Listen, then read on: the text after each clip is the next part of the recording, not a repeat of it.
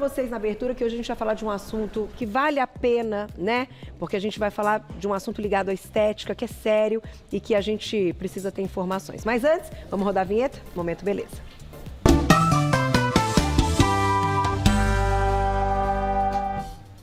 Vou ler uma nota para vocês entenderem por que a gente vai abordar esse assunto no Você Bonita.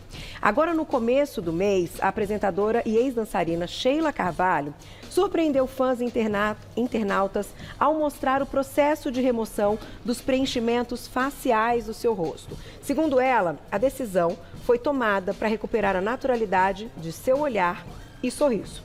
Além da retirada do excesso, Sheila também passou por procedimentos para estimulação do colágeno que ajudaram a ganhar firmeza no rosto. Então, com esse assunto tão em alta, e a gente precisa discutir sobre isso, a gente convidou mais uma vez a doutora Fernanda Nichelli. Bem-vinda! Tudo bem, doutora? Tudo bem, Prazer Carol. é nosso. E é algo até que está se tornando mais comum, né? A gente perceber que as pessoas ali colocaram muito volume ou não atendeu a expectativa e começaram a tentar remover e mudar. Antes até da gente mostrar como isso é feito, doutora, eu queria que você contasse o quanto é importante alinhar essa expectativa e os pontos que podem ser, né, pontos ali modificados no rosto, porque só fala, harmonização, e de repente você muda o rosto todo da pessoa. Isso é um ponto, assim, muito importante, fundamental, quando um paciente define fazer uma alteração no seu rosto. O que nós temos visto é um exagero absurdo, são resultados inestéticos e cada vez mais os pacientes têm buscado a nossa ajuda, a ajuda médica para fazer a reversão desses quadros. É verdade. Agora está muito em voga, porque vocês artistas têm um alcance muito grande e vários artistas têm recorrido à reversão da harmonização facial. Então, até é bom que isso venha, claro, de uma maneira ruim à tona, porque a pessoa precisou fazer o procedimento, mas que sirva para que as pessoas se atentem na escolha do profissional, na escolha do tratamento e como ele deve ser feito para que a gente tenha maior segurança, né? Sem dúvida, doutora. A gente trouxe aqui, então, né, o ácido hialurônico. Vamos começar por ele, né, para explicar, então, como seria esse preenchimento ou os pontos da face que a gente pode colocar. Então, hoje, o que nós temos de mais seguro no mercado e, portanto, mais utilizado é o ácido hialurônico. É um produto biodegradável e biocompatível. O que quer dizer isso? Ele não tende a causar reações alérgicas. O ácido hialurônico é a segunda substância que nós mais temos no nosso corpo depois da água. Então, os laboratórios mimetizam isso e nós podemos injetar. E ele é biodegradável. Com o tempo, ele tende a sair. Eu já digo tende a, porque nem todo o ácido hialurônico sai. Nós temos estudos hoje, inclusive acompanhados com exames como ressonância magnética, que mostram até 20 anos depois o paciente com ácido hialurônico no seu rosto. Que coisa. Então, isso é importante as pessoas saberem também quando determinam ou que vão fazer um procedimento como esse. E aí nós trouxemos para ilustrar aqui hoje. E ele vai ter diferentes diluições, a gente pode dizer assim? Na verdade, eu costumo falar de uma maneira mais leiga para o paciente entender, é como se fosse, existem diferentes reticulações. Pensem numa gelatina. Existe a gelatina que ela é mais durinha, quando ela está mais concentrada, e a gelatina que é quase uma água. Nós podemos e temos ácidos hialurônicos com essas, com essas consistências. Por exemplo, eu vou fazer um lábio, eu tenho que usar um ácido hialurônico que seja um pouco mais moldável, para não ficar aquele lábio duro. Tá. Eu vou fazer uma mandíbula ou um zigoma, a linha do blush tem que ser um pouquinho mais duro, porque ele tem que parecer um osso. Então, são diferentes, não que seja duro como um osso, mas que ao olhar pareça. Então, são consistências diferentes. Existe sim diferença nisso. Ai, que legal. Por exemplo, queixo. Tem muita gente que coloca um pouquinho de queixo para ficar mais harmônico. Exatamente. E ele tem que ter, então, ele tem que parecer o osso, como você comentou. Exatamente. Assim, ter, né, no olhar ali, a sensação. E isso que tu estás falando é muito importante, porque claro que o médico que tem que determinar isso, não é o paciente, que chega lá, eu quero aquele ácido que é mais duro. Não, isso é a técnica médica que determina e tem tudo a ver com o resultado. Porque se eu errar na escolha do ácido hialurônico, eu deixo um lábio muito duro e aquele lábio aparente que nós vemos por aí, aqueles resultados tão inestéticos. Eu coloco um produto muito mole no queixo, não vai durar nada. Ele vai ser absorvido muito fácil e não vai moldar da maneira que nós precisamos. Então, a expertise médica se estende também à escolha do produto que vai ser usado. E doutora, a gente consegue então remover, é possível, ou vai depender também do local de aplicação e da quantidade até desse produto? Cientificamente sabemos que o ácido hialurônico ele pode ser degradado. Nós temos hoje uma enzima chamada hialuronidase que nós injetamos e essa enzima consegue degradar, desmanchar esse ácido hialurônico. Então, por exemplo, um ácido hialurônico a gente pode, aqui temos uma manequim, numa face, geralmente o médico faz um desenho por onde que ele vai fazer o pertuito de entrada.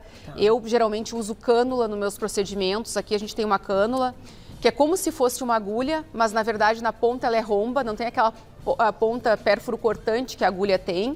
E aqui eu consigo mostrar para vocês que isso nos dá uma segurança maior, para que nós não façamos uma injeção inadvertida dentro de um vaso. Isso faz com que o médico tenha uma segurança maior para fazer a aplicação. Então, nós fazemos um desenho na face dos nossos pacientes. Eu geralmente, por exemplo, vamos tratar o bigode chinês, que é o sulco nasogeniano, que é uma queixa muito comum das mulheres. Eu geralmente faço um pertuito de entrada aqui, único, o menos invasivo possível, onde eu consigo acessar esta região, que é muito importante fazermos uma estrutura aqui para que esse bigode chinês consiga já ser sustentado. E se preciso for, a gente complementa o tratamento nessa região aqui, sempre estruturando a face. Através desse pontinho, com uma cânula, eu consigo acessar essa região da face e essa, caso necessário. Então, é um procedimento para um médico bastante capacitado e habilitado, relativamente simples de se fazer. A questão é quando dá errado. O que se faz para que nós possamos reverter isso? Então, nós precisamos acessar todo o local onde está o ácido hialurônico com uma enzima. Geralmente, essa enzima ela vem num frasquinho, é um líquido transparente para uma pessoa leiga, né? E nós conseguimos, através dessa enzima injetada no local que está com ácido hialurônico, fazer uma degradação. Geralmente, nós usamos, então, para esse fim, uma hialuronidase, que aqui tem uma seringuinha pequena, aqui tem uma agulha muito fininha, porque nós tentamos ser o menos traumático possível no tecido. Injetamos e tentamos, então, degradar esse ácido hialurônico. A questão... Eu ia te perguntar no tempo, assim, por exemplo, a pessoa fez o preenchimento hoje. Quanto tempo ainda é possível reverter, enfim, se tem isso? Eu costumo orientar o paciente que o mais breve possível, porque nós temos resultados bastante satisfatórios quando esse procedimento ele é feito logo em seguida, porque não houve ainda adaptação no tecido. Depois, existem casos de ácido hialurônico que criam, como se fosse uma cápsula ao redor, fica mais difícil acessar, fica mais difícil degradar.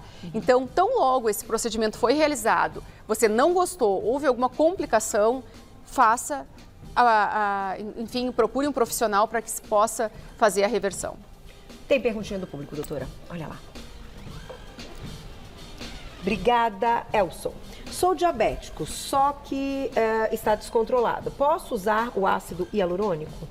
Eu costumo dizer para todos os pacientes que cada caso é um caso. Nós precisamos saber como está essa doença. Está controlada ou não? Diversos pacientes hoje em dia têm vários tipos de doenças e muitos deles são submetidos a esse procedimento justamente porque o ácido hialurônico é biocompatível. A questão é nós analisarmos esse paciente e sabermos se essa doença está controlada ou não, mas não é um impeditivo. Não é uma contraindicação? Não. Doutora, e a questão do PMMA, né? Sim.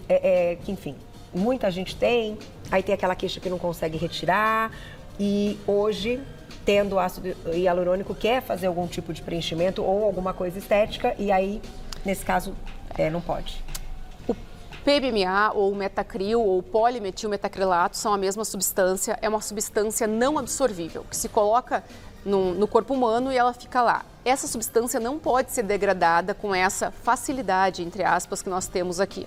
Essa substância, a retirada dela é cirúrgica e bastante complicada diante de um quadro aí que esteja apenas inestético. Então, eu costumo orientar os pacientes que evitem. Fernanda, não tenho experiência nenhuma com essa substância, nem eu, nem meu grupo médico usamos, lançamos mão dela no uso nas nossas clínicas e eu peço bastante cautela dos pacientes quando procurarem esse tipo de substância. Né, doutora? Porque depois arruma um problema. Exatamente. Né? E tem casos até de pessoas, não falando só de procedimento estético, como esse que a gente está comentando, que até são simples, podem ser feitos em consultório com médico capacitado. Mas até em cirurgias plásticas, que as pessoas às vezes não sabem que tem o PMMA, não relatam, e aí depois de uma cirurgia reparadora ou algo até que seria simples, acabam tendo um problema, não é? Muito comum também. Hoje nós temos exames, né, o exame de ultrassom de alta frequência, que nós podemos fazer e mapear esses produtos numa face. Então, isso nos dá uma segurança muito grande. Tá. Quando chega um paciente que ele não tem uma certeza do seu histórico estético, nós lançamos mão desse tipo de exame. Ai, que legal, doutor. Então, com ultrassom, nós conseguimos dá mapear pra muita coisa. ali se tem ali alguma substância. Tem mais perguntinha, Glaucia? Dá tempo? Mas...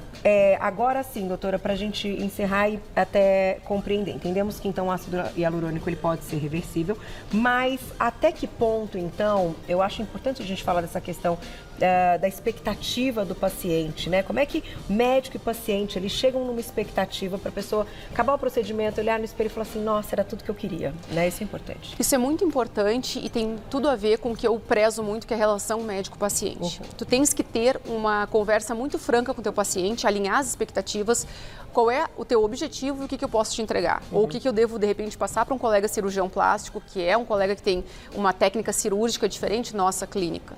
Então, isso é uma coisa muito importante, uma conversa muito franca, de que nós sejamos muito transparentes com o nosso paciente e possamos entender e até a expectativa dele para intervir nessa face ou não.